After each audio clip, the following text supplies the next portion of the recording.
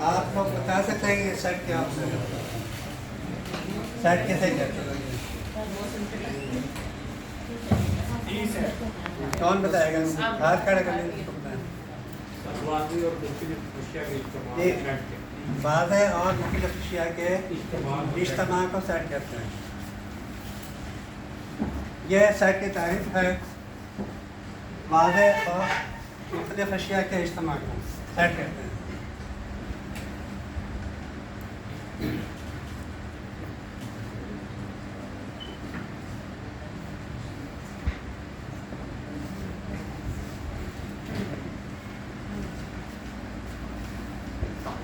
कल हमने यही पढ़ा था कि सेट के इजहार का तरीका क्या होता है?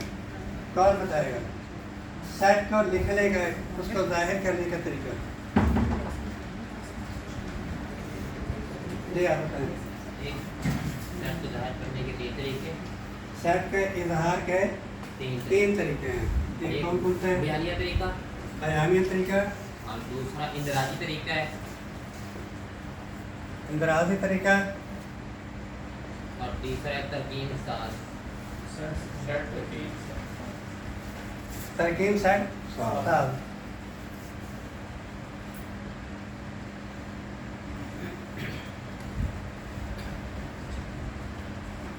ठीक, अब आप में से कौन बताएगा कि बयानिया तरीका किसे कहते हैं?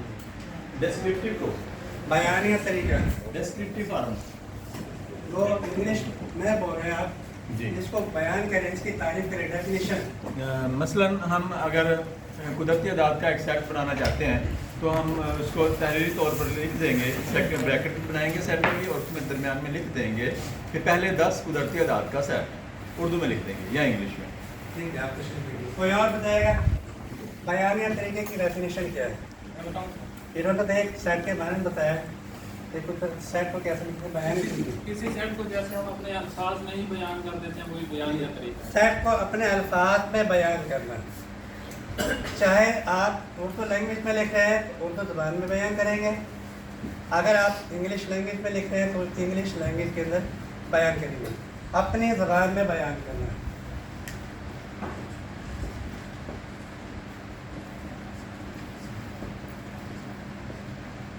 इंदराजी तरीके भी हमने कल पढ़ा था, इसके बारे में कौन बताएगा? इंदराजी सर इसको हम ना दर्ज करके लिखते हैं, जैसे कोई रकम। इंदराजी जैसे आपने सर बताया था, दर्ज करके लिखना किसी रकम को, वो जो है ना वो हिंसे की शक्ल में सर ब्रैकेट में बंद करके लिखना। ब्रैकेट कौन सी होती है? टेढ़ी ब्रैकेट से कहें, 3 ब्रैकेट, दरमियानी ब्रैकेट कह सकते हैं, टेढ़ी ब्रैकेट सेट कह के लिए सकते कौन हैं, सी ब्रैकेट इस्तेमाल करते हैं? करली ब्रेसेस भी कह सकते हैं, वही टेढ़ी ब्रैकेट कह सकते हैं उसे। ये दरमियानी ब्रैकेट, जी दरमियानी ब्रैकेट। इसका दरमियानी ब्रैकेट में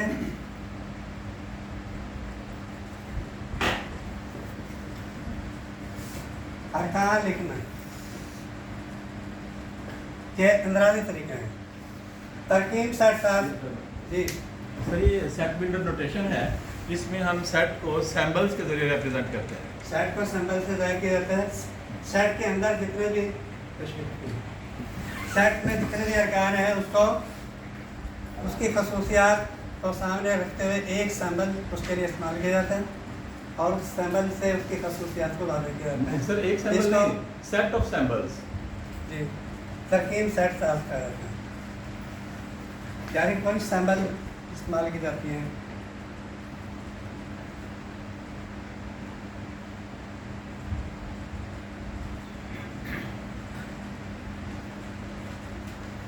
यह 3 तरीके पीछे पढ़ चुके हैं। अब इसकी मैं मिसाल देता हूँ, बल्कि आप पढ़ चुके हैं। इसकी मिसाल आप में से कौन लिख के दिखाएगा? बयानी तरीके की। इंदराजी तरीका लिख देते हैं। ये अभी साहब का नाली चल रहा है, बता रहा हूँ, इस सब की तरफ नहीं आ रहे हैं। बयानिया तरीका क्या कुछ साइड लिख के दिखाए, कौन लिखेगा? जी किसको आता है? कोई साइड लिखते बयानी तरीके।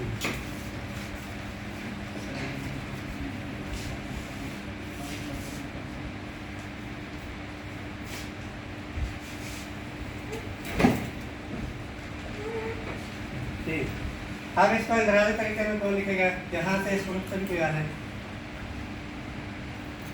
उधर से आ रहे इंदराजी तरीके में।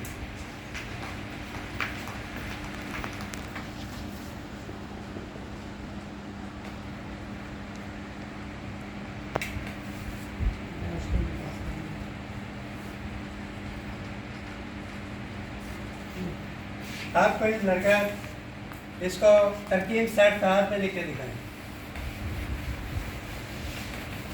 ये हम पहले पढ़ चुके हैं, इसको तरकीब सेट कहाँ पे लिखना है।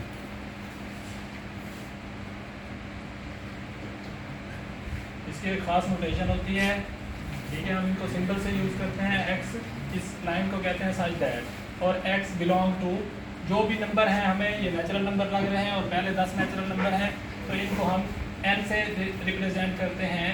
और एक अलामत ये लगती है जिसको कहते हैं एंड और के तौर पर। और जितने भी नंबर हैं और वही एक्स जो है कहाँ तक है? 10 तक। इसको हम कह सकते हैं एक्स इज़ लेस देन और इक्वल टू 10, यानी कि ये इसके 10 तक एलिमेंट लिखेंगे और तरकीब सेट साथ में। और ये तो लिखा हुआ है x smaller than equal to 10। Smaller than का मतलब यह है कि इससे पीछे कहाँ तक एक है। कुदरती आदात एक से शुरू होता है, एक से ज़्यादा है। इसको लिखने का एक और तरीका है, वो आप इस तरह से भी लिख सकते हैं।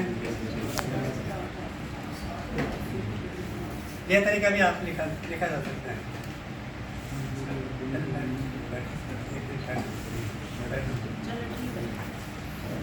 अब हमने सेट के इकसाम भी पढ़ी थी। कौन जानता है सेट की कितनी इकसाम है? सेट के अरकान के एतबार से उसकी कितनी इकसाम है? बहुत सी एग्जाम है, बहुत सी एग्जाम है। ये कोई बताएगा?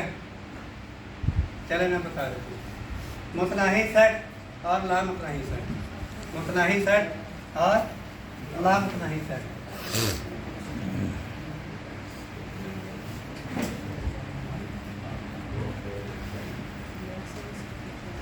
मुतनाही सेट के बारे में कौन बताएगा?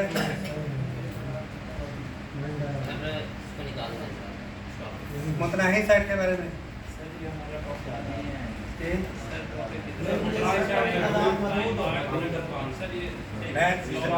मैं जब तक पिछला रिव्यू नहीं करूँगा मैं आगे कैसे पढ़ा सकूँगा? ये मैथ है, मैथ को टाइम दरवाजे पे टाइम हमने आज करेंगे वेन डायग्राम। अपने उस बच्चे को नहीं में रखते। वेन डायग्राम में हमारे पास अगर दो सेट दिए हो गए हैं, ये हमारे पास है 1 2 3 4 एंड 4, और बी है 3 4 5 एंड 6। इसकी हमने वेन डायग्राम बनानी है। वेन डायग्राम में सबसे पहले आपको नंबर्स लिखना आना चाहिए। जैसे यहाँ पे दो सेट हैं, ये आपके पास हो गया ए और ये आपके पास हो गया बी। तो ए और बी में सबसे पहले हम नंबर लिखेंगे। कैसे लिखेंगे? इनमें जो सबसे पहले जो कॉमन नंबर हैं तो वो यहाँ पे लिखेंगे, क्योंकि ये ऐसा है जो ए के दायरे के अंदर भी आ रहा है और बी के दायरे के अंदर भी आ रहा है। ये वाला हिस्सा ए के दायरे में भी आ रहा है और बी के दायरे में भी आ रहा है, तो ये वाला हिस्सा कॉमन हिस्सा है। तो सबसे पहले हम यहाँ पे नंबर लिखेंगे, इसमें से देख के जो कॉमन है। तो 3 दोनों सेट्स के अंदर है, तो 3 हमने यहाँ पे लिखना है कॉमन जगह पे। और उसके बाद 4,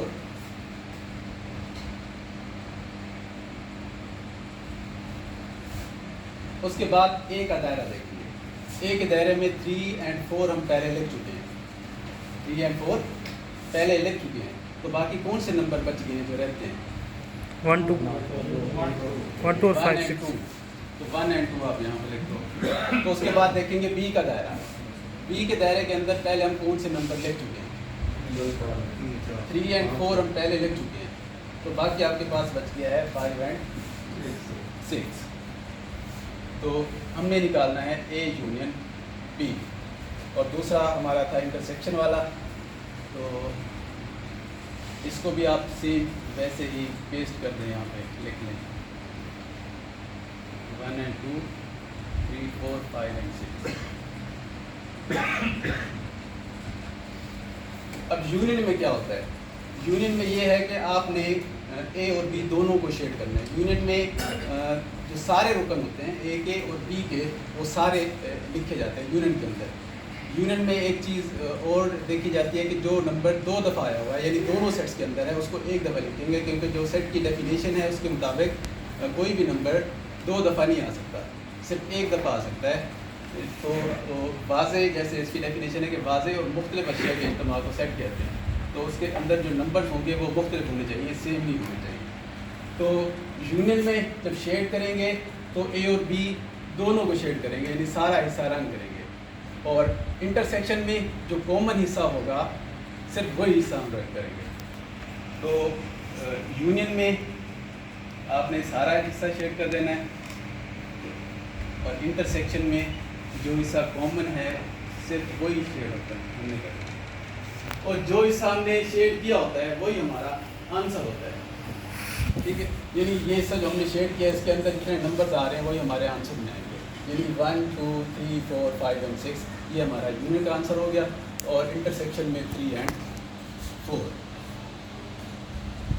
सर ये यू किस चीज़ को रिप्रेजेंट करता है, और ये हमारी रेक्टेंगल यहाँ पे यूनियन को नहीं सर, ये वाला नहीं, जो हमारे रेक्टेंगल के अंदर यू है, ये किस चीज़ ये को represent- यूनिवर्सल सेट को डिनोट कर रहे हैं यहाँ पे। ठीक है। यूनिवर्सल सेट ऐसा सेट होता है जो इनसे बड़ा होता है, यानी ये वाले सेट उसके अंदर आ जाते हैं। फिर हम ऐसा करते हैं। मैं तो बता देता हूँ कॉलेज से। तो हम यहाँ पे कुछ सेट लिख रहे हैं, तो आपने ये करना है कि उनकी वेन डायग्राम बना के दिखाना है।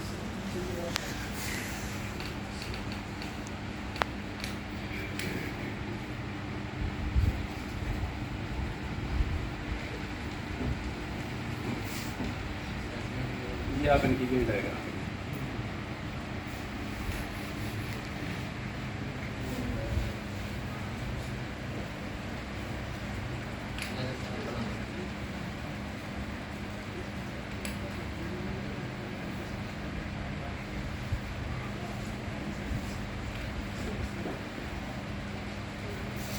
कौन आएगा, इनको इसके अंदर लिखना भी है और वेन डायग्राम इसकी बनानी है।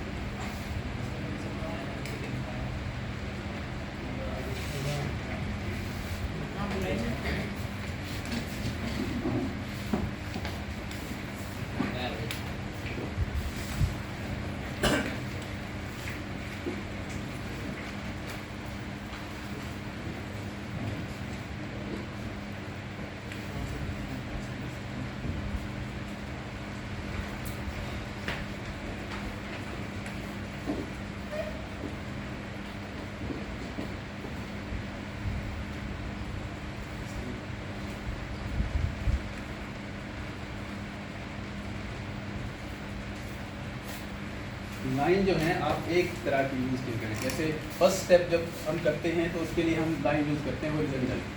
जब सेकंड स्टेप हो तो फिर हम वर्टिकल लाइन यूज़ करते हैं। अगर 3 स्टेप करने हो तो फिर हम टेढ़ी लाइन ऐसे भी यूज़ कर सकते हैं।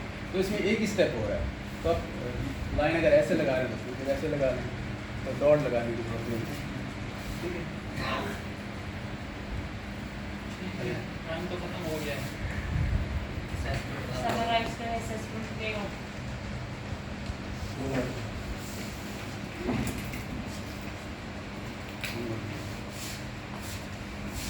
ये मैथ के सब्जेक्ट में टाइम बहुत कम रहता है। सर वहाँ वो टाइम तो जो है सो है, लेकिन अभी तो पूरे टाइम में अभी तक टाइम भी देता है। आपने